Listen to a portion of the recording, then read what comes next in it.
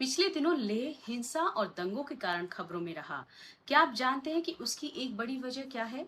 वहां के लोग लेह को एक पूर्ण राज्य दर्जा देने की मांग कर रहे हैं, जबकि ये अगस्त 2019 को ही कश्मीर से अलग कर केंद्र शासित राज्य बनाया गया। वैसे ये सब हिंदुस्तान के लिए कोई नई बात नहीं है। 28 राज्यों और 8 केंद्र शासित प्रदेशों से बने आज के भारत को इस मुकाम तक पहुंचने में एक लंबा और चुनौतीपूर्ण रास्ता तय करना पड़ा। तो चलिए जानते हैं कुछ ऐसी ही दिलचस्प बातें। आइए शुरुआत करते हैं आजादी के बाद से। जब अंग्रेजों ने भारत पाकिस्तान के बंटवारे के समय ये घोषणा की थी कि देसी रियासतें अपनी मर्जी से भारत में या फिर पाकिस्तान में शामिल हो सकती हैं, या फिर किसी भी देश में शामिल न होकर स्वतंत्र भी रह सकती हैं, लेकिन इस घोषणा का खामियाजा भारत आज तक भुगत रहा है। देखिए, भारत पाकिस्तान के बंटवारे के बाद विरासत के रूप में हमें जो एक बड़ी समस्या मिली, वह थी रजवाड़े यानी कि देसी रियासतों का स्वतंत्र भारत में विलय करना।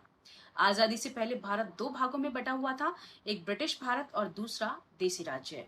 ब्रिटिश भारत का शासन उस समय की भारत सरकार यानी कि अंग्रेजों के अधीन था, जबकि देसी राज्यों का शासन नवाबों और राजाओं के हाथों में था।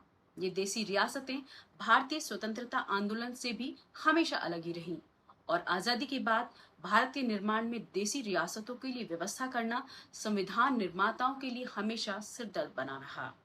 आजादी से पहले भारत में देसी रियासतों की संख्या लगभग 565 थी, जो कि भारत की जनसंख्या का 20% और भारत के क्षेत्रफल का लगभग 45% भाग कवर करती थी।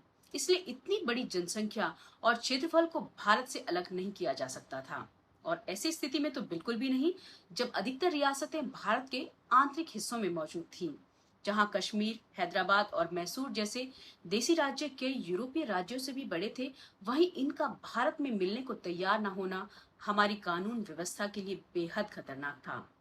कुछ निराशावादी भविष्यवक्ताओं ने तो ये भी भविष्यवाणी कर डाली थी कि भारतीय स्वतंत्रता की नोक देसी रियासतों की चट्टानों से टकराकर चूर चूर हो जाएगी। देखिए, इन रियासतों को भारत की सुरक्षा और अखंडता के लिए भारत में शामिल करना भी बेहद जरूरी था। इसलिए 1947 में स्टेट डिपार्टमेंट की स्थापना की गई और इसके मंत्री सरदार वल्लभ भाई पटेल बनाए गए। उन्होंने अपनी सूझबूझ, बातचीत और परामर्श के जरिए अधिकतर रियासतों को भारत में शामिल करने में सफलता हासिल की।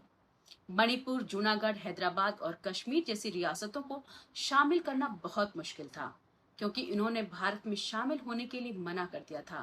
लेकिन सरदार पटेल ने अपने राजनीतिक कौशल और सूझबूझ से 565 रियासतों और रजवाड़ों के अधिकतर राजाओं को समझाने और भारतीय संघ में शामिल करने में महत्वपूर्ण भूमिका निभाई, जिसका मुस्लिम लीग ने काफी विरोध भी किया।